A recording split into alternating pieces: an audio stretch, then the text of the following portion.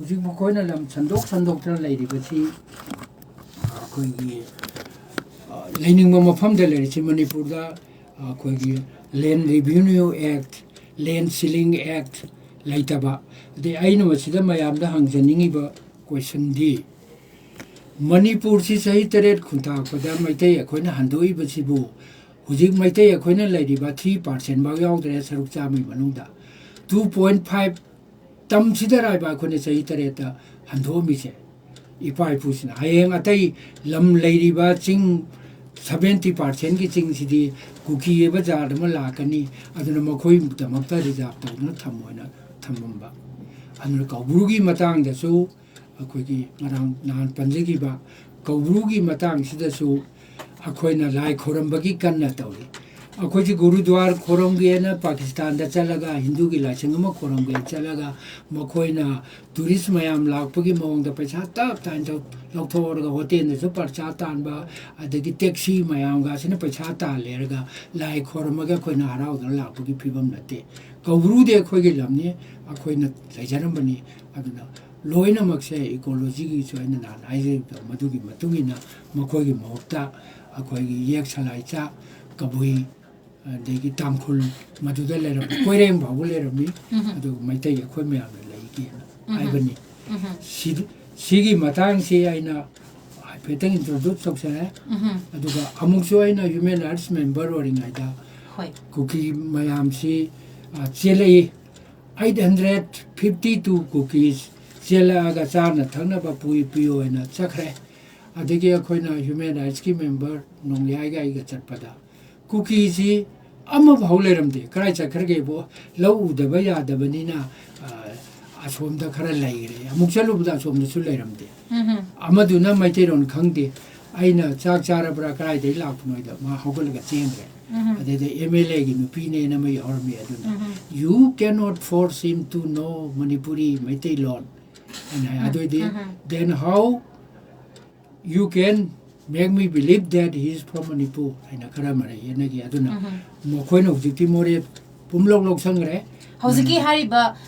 Kuki missing 852, Chelakpagi Matangse, Human Rights Commission, Gimake, the Kipabuna Chapiru, Buduna Karamacha, he do a bit of no. Madua in the Human Rights Commission, Hambogit 2005, 6, 7, a diadani, here or a diadani. I don't know, Mokoina, Sumana Lap, which no Manipur, Gimapong Kudimota, Mateno talked about cookie, no later be out there. The recruitment that Matero talked to the cookie, Loram de. Kujiki cookie, Maron talked to the Mateo to Loudre. 95% Indiana Army, the Yauri, cooking out any paramilitary forces, the Yauri. See on the Mokoina. Losangre. Other Pabong, see Matang the Pabong Sutambi, Mokoisima Pan, the Gitanapani Hibasima di Pabong, Nawari the Sudutambine. Other cookies sing a simapan, Gimini, immigrant, refusing in a dragon foreigner, Hibagi Magi histories, Iron Gi, Legal Gi, Achumbasi, Carino, Mokoibu, Kanagi, interest, Kanana Kari, Aina, Kari near Tambira Mino. Kuki na taropa apa pataba sukyam na tatina pa may amna nungay na rektabase masigi matang si kamay na taropa or kibon na habdu subabong na kasitang gatambira diam nungay jani masi kogi British ki interest ni British na prithvi si joy to pamang pa aduna Burma si dal lairi ba Burma bunga seli khulai pidi bisi France ka Portuguese ka ne aduna American War of Independence mamang da su akoigi France ka kano Britain ga munabang atani America ga che ada moi mayam pullaga independent talapata ki moi munaba tokre and British ki interest ta British na Manipur si lan sona bar yamna haiba mi masing di 7 years devastation da loina mud khraba kaina na na jek bido lakh mapan ga lising ni pal le ram do lising ni pal na mana sing ma da lotan lehora phadre ade lising taruk amana thengang ni ta ahum la Burma na pharaga un mayam na governor na kani un ka the un ka na tu na pha chakre lakh ahum amana kano da Bangladesh ta Assam na ka sa da chen kre aduna mi laita basida akoigi cookie mayam si Burma bu yamna nusidaba halaga tan thorapa aduna makoisi makoigi mi oina chijinane na British na kanin meklo sina war to matamda magi pocket tagi tolo phau pi the nongmai che pira ga mokoina lehan gi ba aduna buffer state ama oina thamaga aduna kondang da di akoi gi Burma su kari chu Asian country si British na laugi bani dana aduna British ki interest na thamba aduna mokoi ji Christian dharma su mokoi na sandor pada lau ba chida lu na taure ga achomda anga mi ju nga na ba adegi hek matai thangba border sing je nga na ba khulai pi ga British ki more of British interest than koi Meitei interest aduna thamgi adu ngasagi mayam singsina pena daba moida kogi nungai taba na chingba haurak pasina moini karamba thabak thorom dagi no habi du khangjeni masi makhoina lamji laura ga sum khopchal lakpa adagi moina sidesida hali basi maru ena tangkhul ga kabui ga chingde lemina ba chingje matamdu dadi Meitei di ning dhau pa lebanina Meitei gi ning dhau sida moina khoramaga lesem basana jawbuda su chanabi matungina sadar gi niba lakpada mokoi gi president duna sadar demand committee duna November gi tarik kaya dano 2012 tara laga khorambado adu maina moina khoramaga logi ba madugi document mayam du sida loina lei adagi British tasu mokoina haijere erga British na basile iramba lairi na koina naga dagi permit lauraga leigadabani aidana aduna moi sida permit ta yauri bache sida aina sumate saida kara hatari hoi sida documents da aina sindoropani permit sida yauri bache hoi mokoina sida iri bache Captain Sir Paidana Kanoda Kuki order the Sumaina Iri. Hoi. To this is the Moine Iri. Standing order of the President Manipur State Darbar issued by Captain Harvey. Hoi. Hoi. So this is the Moine Iri Basi. Order number 2, part 1. 11 of 18th August 1931. Read, the Kukis shall not be issued firearms because of their savagery nature against the Nagas. Other Makoisi, Nomai Pibayati, Mokoyan, Sabezo, and Amaire. Adudagi, part 2, that declare that they shall be granted firearms on loan for protection against wild animals. Wild animal gi Naxanabadi Moy loan the Piganiana. Order number 9 September 1993 that declared that Kuki villages having 20 households shall pay house tax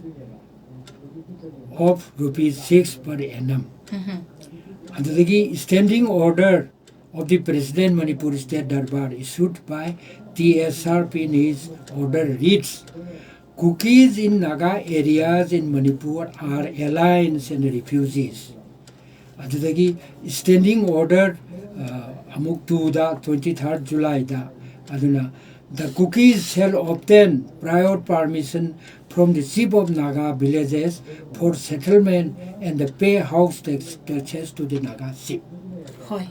Adudagi amuk makoina Kuki Nagagi are Sucha imminent Nagani, Man Lungaitadna, Kuki Grant Kuki Singche, refugee relief fund PO and Amana, memo number Kuki P39 1996, Government of India, High Rerga, Mati Government India letter number 01RRFL, Sigi, first payment 1957 22nd April da second payment na 1959 third payment aduna di makoi si sigumba document me amti loina le adun di makoi se still they are refugees aduga moina refugees sidagi di thado erga bona fide refugee bawa oidriba makoina akoi si indigenous people ne na sajale Kudamoina Harabada, Mokoina Sajal, all Kuki and a moina iramiba mayam juju low in a katakre. So te Tawai Pakangba, kaina mana 100 BC da morang gi ningthau oram basi Kuki ni adagi maitai gi ningthau tawthingmang hariba 200 300 AD adwai da palam ba Kuki ni kaina ada mayam na tawthingmang kai do Kuki malene de mayam phagi tawne adu de sumanga chi ju Kuki gi otare na mokhoi sila me malena adu karimta laita basida adi tawthingmang si aina loina pa basida mi gi history da phajana yawgraba aja tawthing kanogi adagi chothe thamai pakhang ba bawa achi mangang gi ningthau na matam da 799 B kano da AD da mochi 8th century da niko aduna yarabai duna pali luang dana amana kano khogi yangla bai duna pali adagi khuman dana moi loina maching maming magi contemporary singje mache mabai oiba singje loina puya pura de le adagi matang sida mo khoina maitai ga machimnau ni a khoi yellow mi ne na mai adi Hebrew ne na mai gale hoi si matang sida sune ina babung da sum ai koina newspaper da numit khuding gi phongbo pause sing de thingna jaba matam da ai khoi gi moi masana haijaba tare ko masamangna Manipur gi mihoro gi mini amu hai aduga Israel mihoro gi mini sudum hai ba indigenous people da category da aduga amu Israel gi lost tribe ni adugi Hebrew ni adugi manmasi ni kaina amu hai ba gumba aduna ai khoi da sigumba chamam na ba sigi matang da babung da gi su tajaninge ba habdi awase ani ahum thongna haibase masi matang da babung na hoji su pan gi ba horok pasida do moi aim objects na kari hoi doino khoi chamam na ba mama phawba khoi gi aim the objective khoi gi machi khudi makta mo khoi di nomadic tribe ni na nomadic tribe ba si khoi na pa je bada khoi gi kaino gi gypsy gumba hoi international gi oina nomadic oina laiba adagi mo ko India dana bakrawa laina gujar ahir ina India ga Pakistan gi marak sidang da chatran laiba adugumba aduga Kuki sidi short distance nomadic tribe ne yum ji singa chi khunnama lera mega mai loina thadu erga madagi mathang da amuk pam yan bam du da mu hongba adu khun ji su hong laiba de ma khoina khun hongba pami sina hana leigi buduna ning thaw oiba aduna ning thaw oina ba hona ba da khun du hong na laiba aduga ma khoina huji 250 village haibadu su all Kuki moina sajanna ba khoigi anal gumba adagi chothe gumba maring aimol ga palo do lochal ba ko korenga lochal ba do adu yaur ga 250 oibani moi di 200 phau yo ti ba aduna hujik ti moi 4000 ga plus oire ba hoi aduna machi yamna danger ora ba aduna Manipur gi land law laita ba land revenue laita ba adagi land ceiling egg laita ba aduna heg la ibange hujik Kanga tongbi dagina a senapati baute turen khomba ching matak loina koktho ga moina laigre machi gome na kari tawri bano machi bu Kuki gi lela tribal le ne har boidi akhogi indigenous tribal naga mayam chi ka do bai thamdri ba aduga maitai ya khoisu tribe oina horokpani chingde kumdarakpani khoi sinau yanare adur boidi akhoi leiba yaina land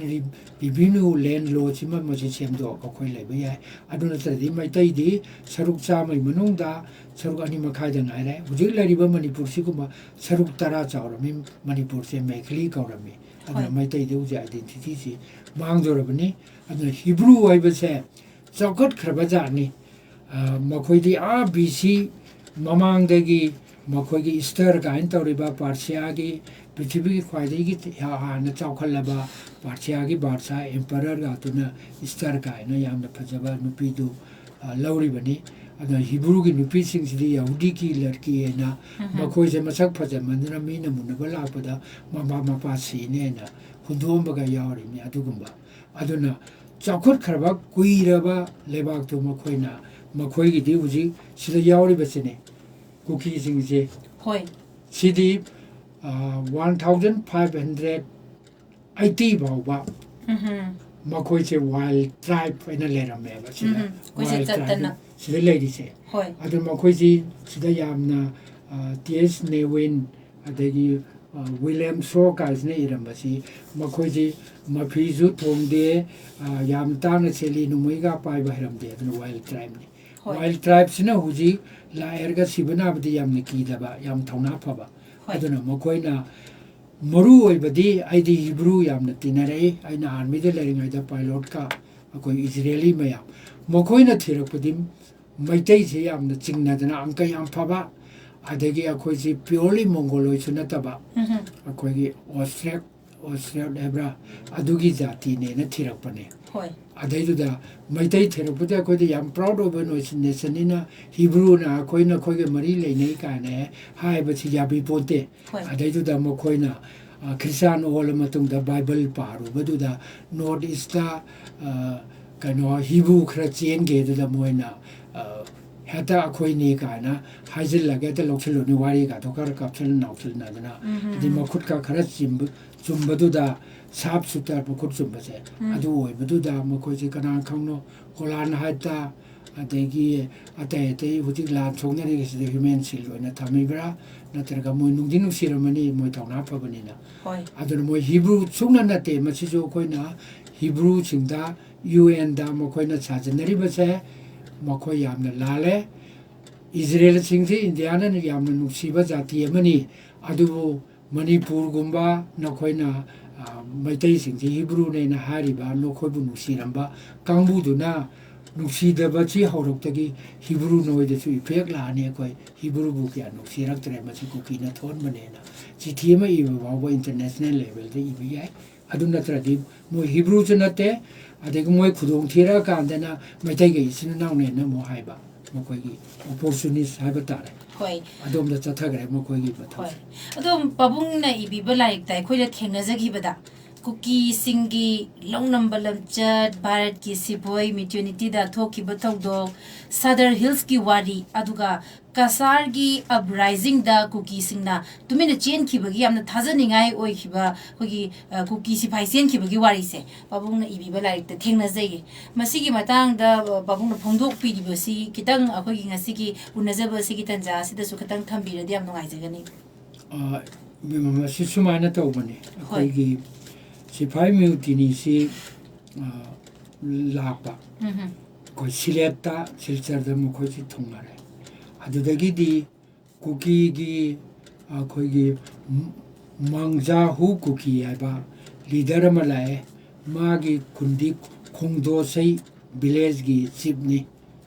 mana la erga akhoi su British or bauda hat kani akhoi su lan yauni Manipur da chakani aina hai ba sida makoi ji thajadna mutini gi game to da maning makha tarna changal lerga makoi na karmain ta ge bu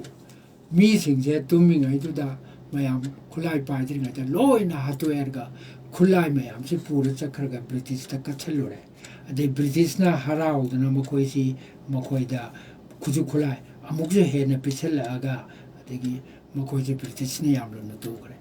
kaya akhoi mapuchen pikraba aduna ina sida iribase Kuki longnong tawbo singna Bharat ningtam lami sing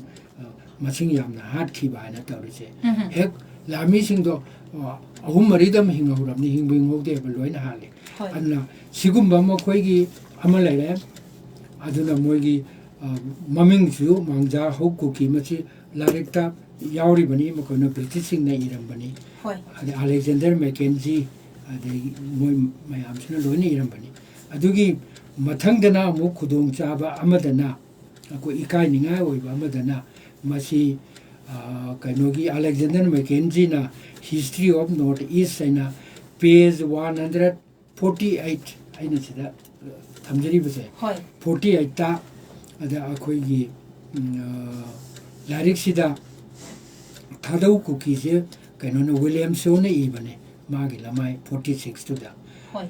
Sambhu dahan laina yamna kasargi layotu to ba doctor ga ti phaba mai follower yam leiba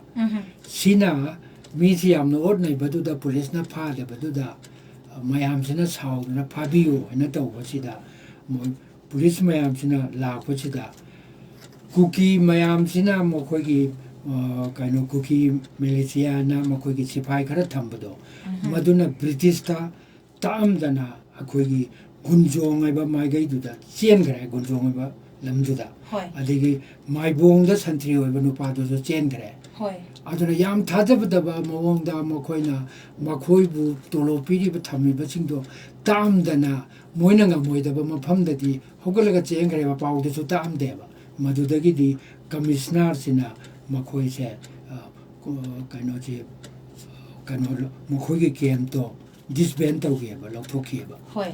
adugu ma yam na thajani ngai oi da ba sima mu lai re adi muthang le ngai da adu da gi soya Kuki na ama soya ko bu nu pa ma lai ra mi ma chi songwa hal khul gi khola ko ra mi adi gi masina khoi gi khulak pa china ning thau khoram ba lai aduga mana soya sigi mamang da muksu nelam mai na ma chu ning thau khoram mi ning thau khoram merga ma khoina British ki kano political agenda mu khoram ore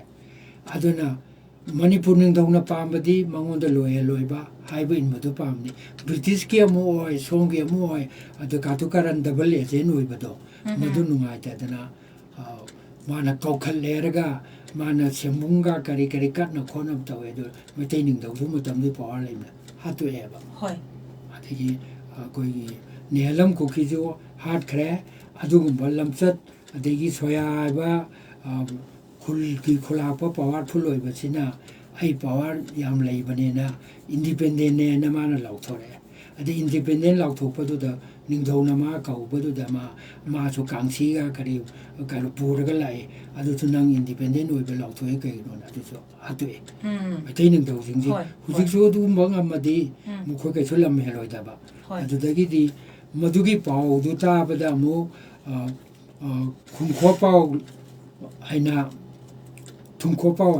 pau ba lai ko khulgi khula pa china mai mi mayam du loina puraga ma kano da awaning dau da mai tai na sumai na ole mateng pang bi on hairo re adai mana awaning dau china chahi om le raga pangge nang mapam chida lai yo na le halle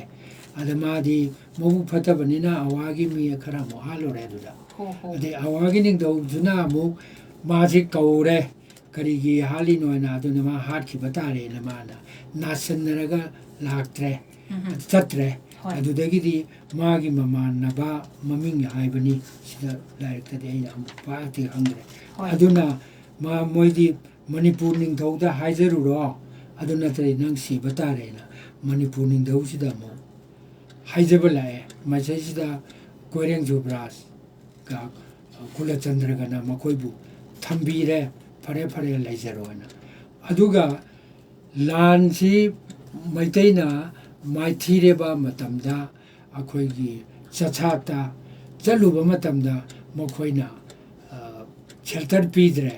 china da cheng ne to bodu adu su moi na pha na thamne chelandre kari gona akhoi na har kadam ne British ta henover tawrage akhoi gi pubo ne lam Kuki ga har ki bagi laman singen lai bani noina ngamaroi khangdana koi noi mateng pang de bani na masi hairi besina sisu British kano sina iram bani mameng do aina no tau thamani aduna sigumba makoi gi khudong chaba adu maitai na ngam do eradi mokhoi la kane ba British na ngam grane na British ki mission changla ga laiba aduna British na thamam badana hojing na ngasai matang du da pulap si wari si samjan ba yare question nang na hangi ba ching matam jile raktra ba matam sule raktre adu ngasai gi pabung na mathang tak pi re ko ngasai gi koi history da nei na ru ba amadi document yauna pabung na ngasi putho piri archive tagi che chang kaya maga yauna pabung na wafam sing asi thambiri da pabung na thambiri ba wafam sing asi dagi na sa na su loksin jabada Kuki si am thazaba ya da ba mahausa dagi hauna koi moi mahausa gi ba maong da minam ba chil chen ba si koi pabung gi wari dagi mami matare ado hai basi moise yamna nomadic tribe oina koi chatuna saidang boina leiba asi chawkhat pa civilized gi khudam dinate aduna makoigi akoigi luching ba oiriba haijaba tare Myanmar rom daga chatna leigrise masigi PS haukip ki matang da mai wakhalon adugi Myanmar dagi magi makha ta ba thawok thorom matam dugi masina kamai tawbuno akoina wari se pajaba matam da marak hek chamam na ba wakhal se ta da baga so hi yawe do si matang du babung na ke zitang ga thambiu machina mama gi headquarter na Kuki gi lalobu gi headquarter na Myanmar da thamme aduga chu tongnabam na kaubru da thamme adai hujiki chu gi na handu so ina photo du poramani chu tawriba mafam china mi kaya yamna no chamaga kunnama kuntrama chani gumba laina bachina makoina garrison ma thamba yaba chauraba mano no gi chauthoerga badagi nemsana magi husband ni hujiki kano che su tongnariba chunggi commander che maminga che ta kawi aduna masina magi sipai mayam thame kaubru chi tem thokdana mi kanam ta changba yadana u chi yang thallerga moina loina yang thokre aduga hujingna kano forest protection gi team ma organization ma semgre u yang triple waraga adudi mi halorga mi du loina harpagi thigatpagi mi harpa singduna jajamu waraga muk thamma yabro yamnu sumone yang tharpa aduga adu thamme ka aigumba yamnu sittaba aduga mamongda tawre aduga nemchagi magi village link khakre aduga mana sideja chu tawraga thamme makhogi leader na Myanmar da pokpa kholi PSAO kipsini adagi handakna mu Kuki Chin Lusai group aina pulap amata oire khangbadi kano khogi kari gangte kim gangte khangde ma khangde irapa matamda handa yamna kano tawba professor oiba kanano yamna orator oiba ne ma sida kafu fida pumma bado madai kari gino pumba da bera tawi kana moina saure ada kono khumgoda badi ma America gi president oigera adagi mokanogi Korea gi president oigera apawu mi oigera Manipur sibu mokoi gi cemetery ro desamada moina phungge khoke haradi mai parliament ma lawraga formality ama tawraga phunggoda bodo thok lage da khumba phumba mokoi gi maram dona tawba sigumba ain da su yamna kaiba moina tongning bangakta tawi ribi mnuji hangi ba question do aduna akoina su igre haumina igre badi foreign based organization ni PS kano gi che hauki ki che aduna machi yam tuna loktok piu aduga su tawrerga Manipur da su tawrga ka kano da kaubru da thamba yaroi su ji ju yam tuna loktok piu aduga magi wife nemcha sina mawana dumain tawrerga mana sida India gi constitution gi ma MLA ama oina thamba yabra madusu yengbiu wife and husband chidi amatani mu amtani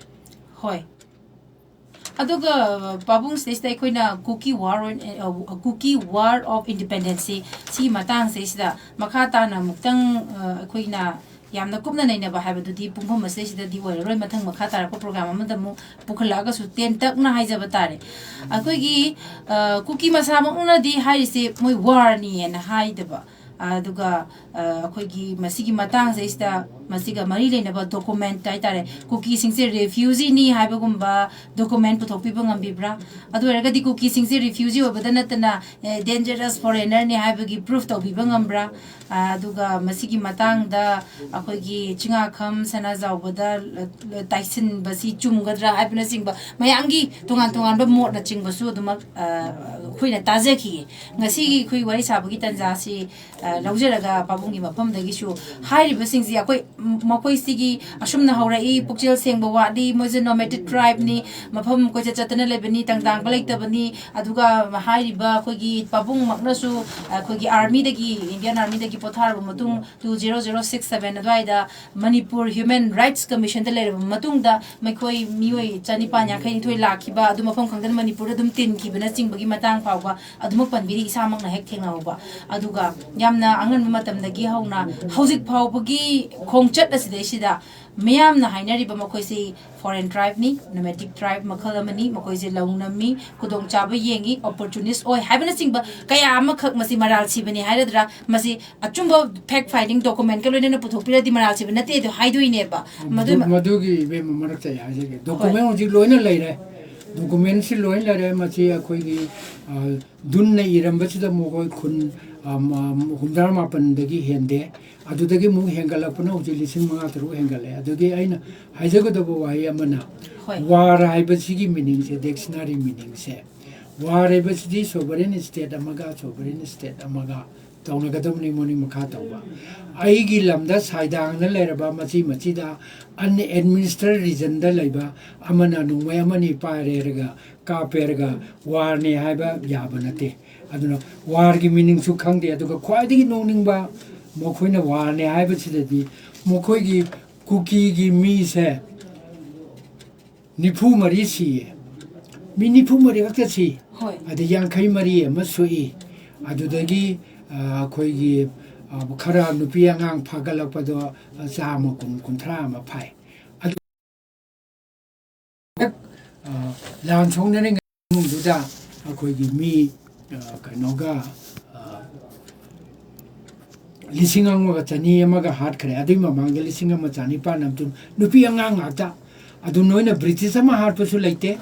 adu ganna khoina waru independence nupi angang hat pa khulai pa de bi mayam du war ka bo ya bara aduna madu marauders ni genocide ne si proof torga makhoji dandi pe hodri ba kari gino aina nomenclature mayam sidi makhoi sigi maming di akoina mari leina thon ba tar boidi akoi massacre of people by people of Manipur by nomadic immigrants result of the nomadic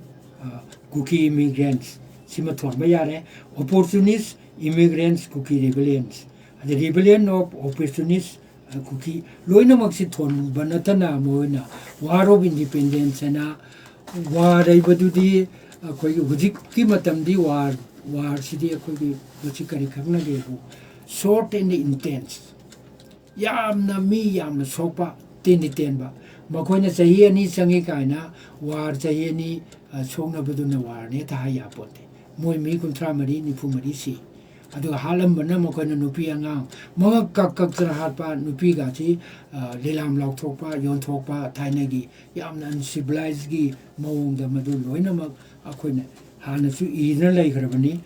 war ma ko boyadre mutiny su ko boyadre moidi lami manung de gi thorpa do de makoi di saidang na leiraba mi amana numai khara ka perga war ni na toba karigumba makoi na maitai sipai leirama ba adagi naga gi sipai me am cha german war chalam drba makoi adumaina tawroeba ani higin chu makoi na lupa lising amaga changa ra kaino lan chatna baina bribe chu tawi pecha chu pijai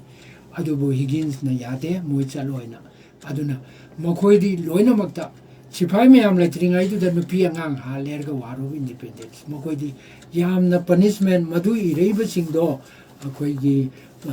ethnic class ma thongna ba war ma thongna ba tobone na ireiba kangbu do madu di yamna akoi legally tawra ga moche even life imprisonment ba adi ese pa la ga thamli ba yai ba hoi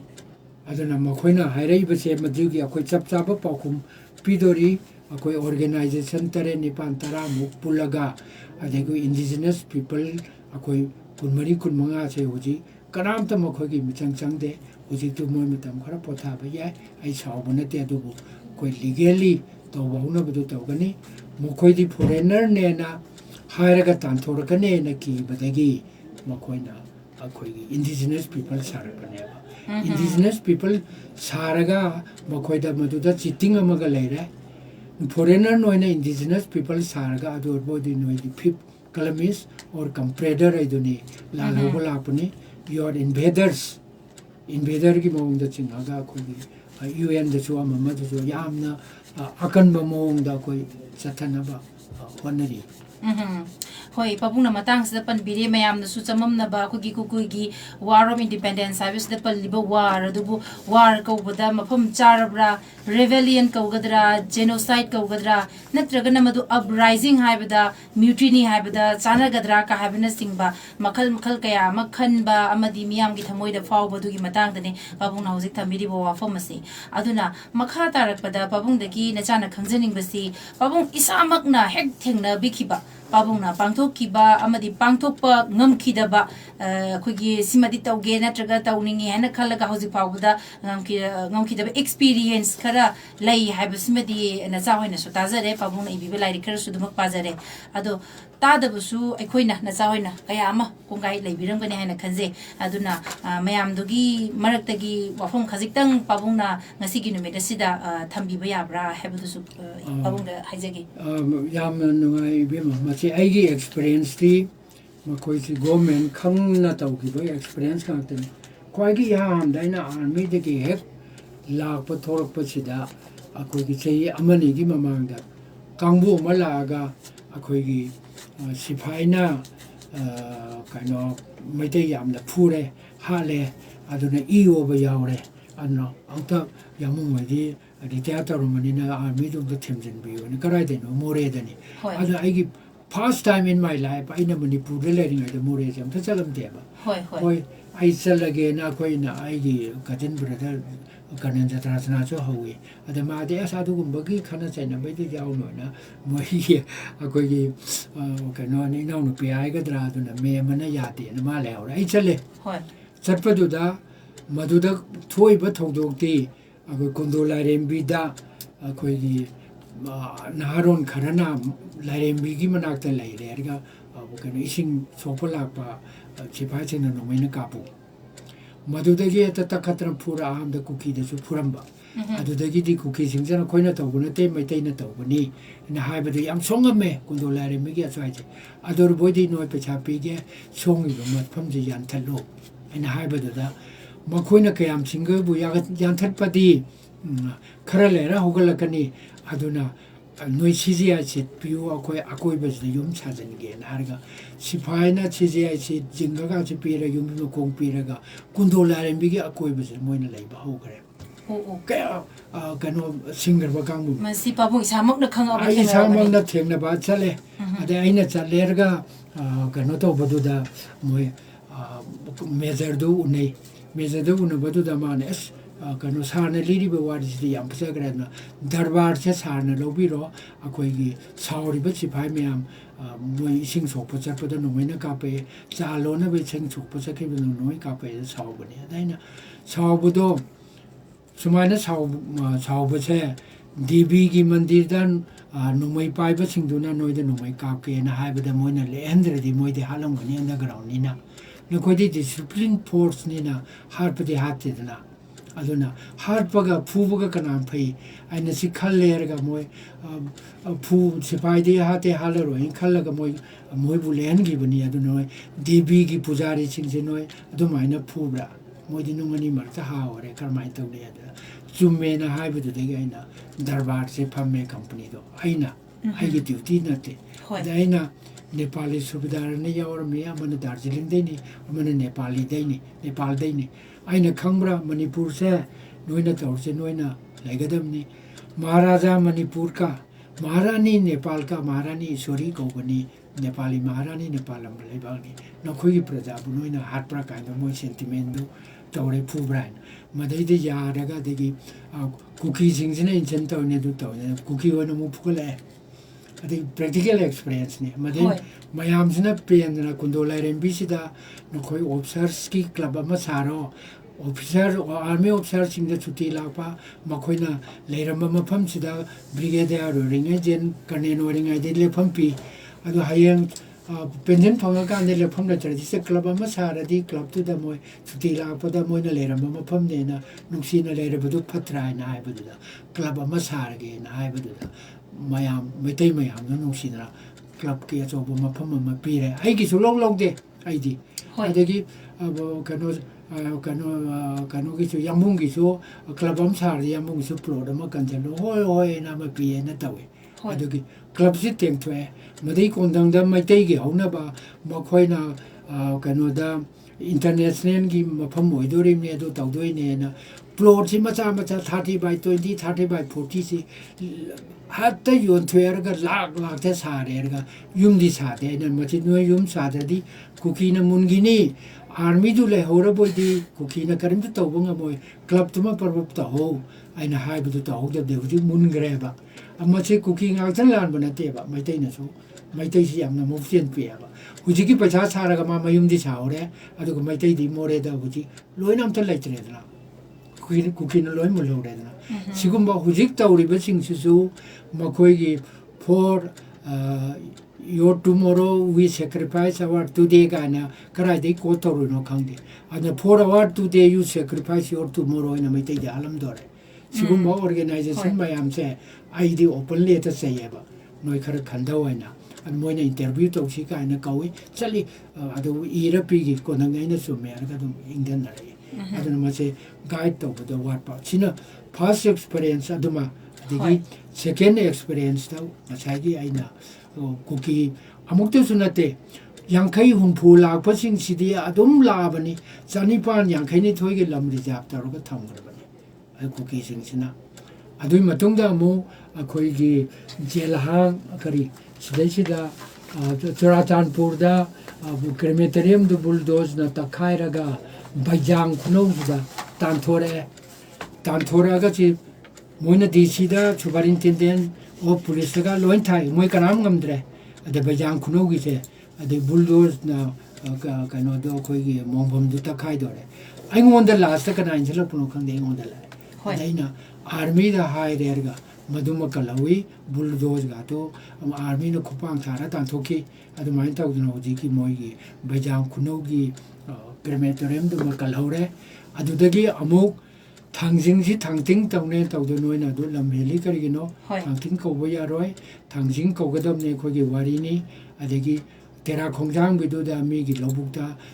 German ꯍꯥꯏꯕ ꯀꯃꯥꯟꯗꯦꯟꯗꯨꯅ ꯂꯝꯕꯤ ꯁꯦꯝꯖꯤꯜꯂꯛꯑꯦ ꯃꯤꯒꯤ ꯂꯧꯕꯨꯛꯇꯕꯨ ꯂꯝꯕꯤ ꯁꯦꯝꯖꯤꯟꯕ ꯌꯥꯕ꯭ꯔꯥ ꯄꯨꯂꯤꯁꯁꯨ ꯆꯠꯂꯨꯔꯦ ꯑꯩꯒꯤ ꯂꯝꯕꯤꯁꯦ ꯅꯨꯡꯉꯥꯏꯇꯗꯅ ꯈꯤꯇꯪ ꯄꯥꯛꯊꯣꯛꯍꯟꯕꯅꯤꯗ ꯀꯥꯏꯅ ꯄꯣꯡꯅ ꯈꯨꯝꯃꯛꯑꯦ ꯃꯥ ꯄꯥꯛꯊꯣꯛꯍꯟ ꯌꯥꯕ꯭ꯔꯥ ꯍꯥꯏꯅ ꯃꯤꯇꯤꯡꯁꯤ ꯇꯧꯔꯦ ꯑꯗꯒꯤꯗꯤ ꯁꯤꯐꯥꯏ ꯈꯔ ꯂꯥꯛꯑꯦ ꯁꯤꯐꯥꯏꯁꯤꯡꯗꯨ ꯑꯣꯏꯅ ꯍꯥꯏꯕꯗꯒꯤ ꯃꯣꯏ ꯑꯥꯔꯃꯤ ꯑꯣꯏꯔꯝꯕꯗꯨꯗ ꯑꯩꯅ ꯃꯣꯏ ꯁꯤꯑꯣꯗꯨꯗꯁꯨ ꯆꯤꯊꯤ ꯑꯃ ꯄꯤꯈ꯭ꯔꯦ ꯁꯦꯂꯨꯠ ꯇꯧꯔꯝꯕ ꯆꯠꯈꯤꯗꯨꯗꯒꯤ ꯑꯉꯥꯡ ꯃꯌꯥꯝꯁꯤ ꯈꯔ ꯑꯦꯟꯀꯔꯦꯖ ꯇꯧꯕꯗꯒꯤ ꯅꯣꯏ ꯃꯣꯏꯔꯥꯡ ꯂꯝꯈꯥꯏꯗ ꯀꯨꯀꯤ ꯂꯥꯛꯄꯁꯤꯡꯁꯨ ꯂꯣꯏ ꯊꯤꯡꯉꯨ ꯂꯧꯕꯨꯛꯇꯨ ꯂꯧꯊꯣꯛꯇ꯭ꯔꯤ ꯐꯥꯎꯕ ꯁꯣꯔꯣꯛꯇꯨ ꯂꯧꯕꯨꯛꯇꯒꯤ ꯂꯧꯊꯣꯛꯇ꯭ꯔꯤ ꯐꯥꯎꯕ ꯂꯝꯕꯤꯗꯨ ꯑꯗꯨ ꯇꯧꯕꯗꯒꯤ ꯃꯈꯣꯏꯅ ꯍꯦꯛ ꯊꯤꯡꯕꯗ ꯀꯨꯀꯤ 14-15 ꯆꯤꯞ ꯃꯌꯥꯝꯗꯨ ꯂꯥꯛꯑꯒ ꯀꯨꯝꯊꯔꯦꯔꯒ ꯔꯤꯀ꯭ꯋꯦꯁ ꯇꯧꯖꯩ ꯍꯞꯇꯥ ꯃꯅꯨꯡꯗ ꯀꯩꯅꯣꯗꯣ ꯂꯝꯕꯤꯗꯣ ꯂꯧꯊꯣꯛꯆꯔꯒꯦ ꯑꯩ ꯐꯥꯎꯕ ꯆꯠꯄ ꯅꯪꯍꯧꯗꯦ ꯑꯗꯨꯗꯒꯤ ꯀꯩꯅꯣ ꯍꯣꯏ ꯄ꯭ꯔꯤꯊꯤꯕꯤꯔꯥꯖ ꯍꯣꯏ ꯀꯔꯤ ꯍꯣꯏ MLA ꯁꯤꯡꯗꯨ ꯆꯠꯂꯒ ꯉꯥꯡꯅꯔ ꯆꯠꯈ꯭ꯔꯦ ꯅꯨꯃꯤꯠ 5ꯅꯤ ꯂꯩꯕꯗ ꯂꯩꯔꯒ ꯂꯝꯕꯤꯗꯣ ꯂꯧꯊꯣꯛꯈ꯭ꯔꯦꯅ ꯑꯩꯉꯣꯟꯗ ꯇꯦꯂꯤꯐꯣꯟ ꯇꯧꯔꯦ ꯑꯗꯨꯅ ꯑꯩꯅ ꯃꯣꯏꯗ ꯍꯥꯏꯕꯗꯤ ꯑꯩ ꯏꯊꯟꯗꯅ ꯑꯗꯨ ꯉꯝꯃꯒ ꯃꯩꯇꯩ ꯅꯣꯏ ꯑꯁꯨꯛ ꯌꯥꯝꯕꯁꯤꯅ ꯑꯗꯨꯒꯨꯝꯕ ꯑꯃ ꯇꯧꯔꯕꯣꯏꯗꯤ ꯀꯩꯁꯨ ꯇꯧꯔꯣꯏꯗꯕꯗꯣ ꯃꯩꯇꯩ ꯅꯣꯏꯅꯁꯨ ꯇꯧꯍꯟꯕꯅꯦꯅ ꯁꯤꯒꯨꯝꯕꯁꯤ ꯃꯔꯛꯇ ꯌꯥꯝꯅ ꯂꯩꯈ꯭ꯔꯦ ꯑꯗꯨꯕꯨ ꯁꯤꯅ ꯑꯩ ꯑꯃꯅꯤ ꯃꯔꯨ ꯑꯣꯏꯕ ꯑꯩꯅ ꯁꯛꯁꯦꯁ ꯑꯣꯏꯈꯤꯕꯗꯣ ꯑꯗꯩ ꯀꯨꯟꯗꯣ ꯂꯥꯏꯔꯦꯝꯕꯤꯗ ꯀꯝꯃꯨꯅꯤꯇꯤ ꯍꯣꯜ ꯑꯃ ꯁꯥꯒꯦ ꯇꯧꯕꯁꯨ ꯀꯨꯀꯤꯅ ꯊꯤꯡꯈꯤ ꯑꯗꯨ ꯁꯥꯔꯝꯃꯦ ꯑꯩꯅ ꯉꯥꯡꯅꯗꯅ ꯃꯗꯩꯗ MLA ꯑꯅꯤꯁꯨ ꯂꯥꯛꯈꯤ ꯒꯦꯁ ꯑꯣꯐ ꯑꯣꯅꯔ ꯑꯣꯏꯅ ꯑꯗꯨꯕꯨ ꯈꯔ ꯂꯩꯔꯒ ꯑꯃꯨꯛ ꯁꯥꯍꯟꯗ꯭ꯔꯦꯅ ꯍꯧꯖꯤꯛꯇꯤ ꯃꯩꯇꯩꯒꯤ ꯌꯨꯝ ꯃꯌꯥꯝꯁꯨ ꯀꯨꯀꯤꯗ ꯂꯣꯏꯅ ꯌꯣꯟꯊꯣꯛꯑꯝꯃꯒ ꯂꯥꯛ 40-50 ꯁꯤꯠꯀꯗꯧꯕꯗꯨꯁꯨ ꯂꯥꯛ 3-4 ꯄꯤꯔꯒ ꯂꯧꯍꯧꯔꯦ ꯀꯥꯏꯅ ꯑꯗꯨꯒꯨꯝꯕ ꯈꯔ ꯂꯩꯔꯦ ꯇꯣꯝꯕꯤꯔꯥꯖ ꯃꯆꯥꯃꯛꯀꯤ ꯌꯨꯝꯁꯨ ꯌꯣꯟꯊꯣꯛꯑꯝꯃꯦ ꯏꯗꯤꯇꯔꯒ ꯑꯣꯏꯔꯝꯕꯗꯣ ꯑꯗꯨꯅ ꯃꯊꯪ ꯊꯨꯞꯆꯜꯂꯛꯇꯅ ꯍꯧꯖꯤꯛꯇꯤ ꯃꯣꯔꯦꯁꯤꯗ ꯃꯩꯇꯩꯔꯣꯟ ꯉꯥꯡꯕ ꯌꯥꯗ꯭ꯔꯦ ꯀꯨꯀꯤ ꯃꯔꯣꯟ ꯉꯥꯛꯇꯅꯤ ꯑꯗꯨꯅ ꯁ꯭ꯋꯥꯏꯗꯁꯨ ꯑꯩꯈꯣꯏꯒꯤ ꯀꯧꯕ꯭ꯔꯨ ꯁꯤꯁꯨ ꯑꯩꯈꯣꯏꯅ ꯀꯜꯍꯧꯗ꯭ꯔꯒꯗꯤ ꯃꯩꯇꯩꯗꯤ ꯃꯨꯠꯂꯅꯦꯅ ꯃꯁꯤꯗ ꯑꯍꯜ ꯑꯣꯏꯔꯕ ꯃꯇꯝꯗ ꯌꯥꯝ ꯅꯨꯡꯉꯥꯏꯇꯅ ꯑꯩ ꯆꯣꯡꯊꯣꯔꯛꯄꯅꯤ Hoi, tasingna pabung pungning da adukimati pungning nungsibaga haibaduni. Aikoina punna leminasi hingminasi aikoi purup kangluk kaya ma khunda minadana leminariba ima lebak Manipur ni haidunasu hana leijarami ba oiramniba masak aduda nauhongna na semjin sajin ba magaloina na aikoi gi maite wahaida kogi yumdang bana kaina ba huindang sa chauna yoga leitu le ga haibado madu gumba hek feel to bose nungaita ba maramaduna aikoina masi itihas ne neruraga amuhana thang paina se haibadi nate toigumasung haurak pham amadi aikogi itihas asu khangminaraga nushina hingminaba makhak changbanina tangai fadana ngase aikoina abungona jabasida sugma wari watai kya si sanajabani masi tabiraga aikogi radio nongin bunusi biba khwai punamakna dandi piramba Itrang agi miya tan manu Christian wala kanda loin mo say ohum leraga loin thadoki adundi makoi se British na divide na rule tawram baneba aduga hujing na British gi against the India gi charaga masida ina yam paning ba mana makoi na Myanmar dagi tan thorak pado madudi pandradana sidai sida akoi di British ki against the lapani akoi che we were torn to the British ka haraga makoi na Myanmar dagi tan thoraga lebham letabadu da Buddhachandra Maharaj da mo yankhai mu Kuki chang mu la aga kaptra khotra tawadu da marjar tawgarbo de khoi che tan tho ne na ki dana Myanmar dagi tan thor padu maina India go me na tan tho ne na ki Kidna Tobuda, a Koibuda lady, but in the Buddha Chandrana, Nusidana, a pire. At Silong the sign Toramois and no super paragala, Moikadongam doino, like a fellows and not of the Buddha Chandra pigre,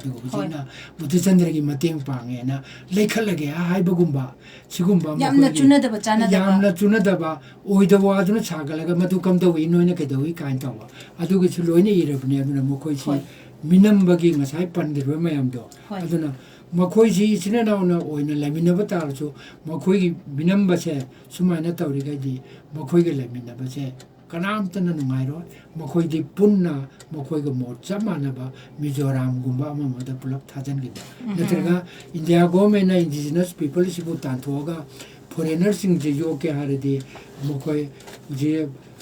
Kano Kambus, Rohingya Kambus, so Syria, the Gatila, home lake, Jihadi Yam Kanba. Yamna Kanu Mamadan Nana. Adagi India the refugee status Pau Pantry. Adu the Kuki Mayamzi, Punjab Tara, Haryana, the Bihar, the Tambirona. Puji Kuki na Sidalam Helibase, Punjab Tower, Haryana, the War by Haven. Kuki Maru Vavuti Bakam. Hoi. Aduna, Akoi Manipur, see my take yam the Paman Gray, Lanchonga Hibernate, Adubu, Makoi Achumba, Makangan Badi Pai, India Gomena Mating Pangatragadi,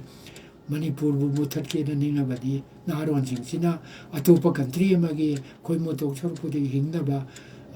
Moi Mating Nizaraki, Adi World War Tokiba. Mani. Mashisu, India Dai Padana, convinced on again and Hani, Butumana, dropped over the whole. Hoi. Babung na ngasi akogi punsigi numidang wairam oisala aba akogi tungi punsina sang agamang punsina tensela global matam masida Manipur gi lehaw da leimai da chawjarak pamudi hiram da mirai ba si bunung si jaba moina punna khunda minari ba phurup cha kanglup cha kudimang nushina na lemina na ba amadi marakta lakliba wakhalon tina da ba amadi aran badu yumphom ba wakal kaya dubu ngasi hawrok liba na ha sing asida asigumba makhak lei haibdana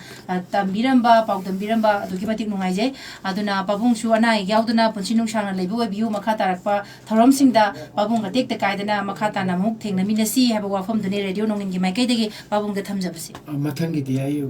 sexual muk to hoi hoi babung yamna nungai je radio nongin tabiri ba khwai puna makta ngasi ekhoina wari sanajakhi ba ikai khum nazaraba ngasi gi case asi ikai khum nazari ba babung Lieutenant Colonel Retired R.K. Rajendra former member Manipur Human Rights Commission ne makatana pabung nana e yaudana ekhoi da asumna amuk lengbirak tuna wari watai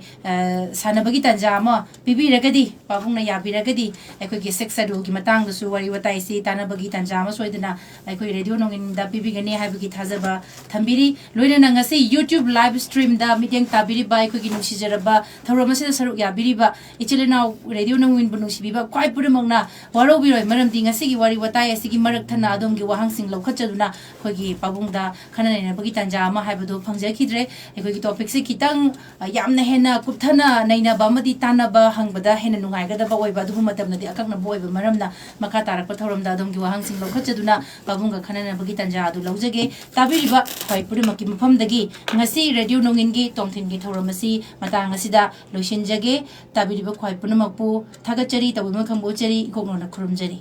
pabung basu thaga chari thank you ai gi tep to adu chu lo ge du ka kaino se hoi moi na mo du da ai ni singam ta pirang ge po ne yani adu gum mam ta tawbinu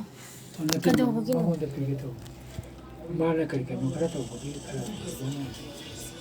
adu gi